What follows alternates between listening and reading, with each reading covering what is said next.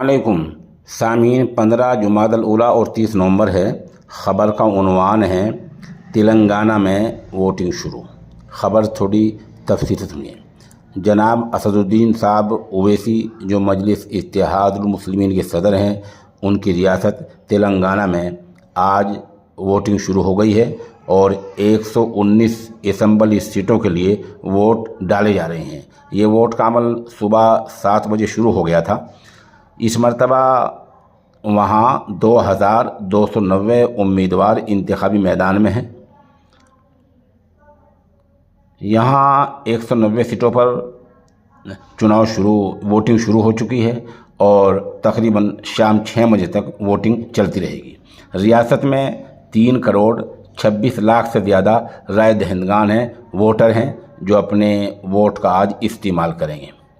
بتا دیں کہ جہاں وہاں کے وزیر اعلیٰ KCR اپنے اقتدار کو، اپنی کرسی کو برقرار رکھنے کے لیے تیسری بار پوری کوشش میں ہیں، وہیں کانگریس اور بھارتیہ جنتا پارٹی انہیں روکنے کی کوشش میں ہیں۔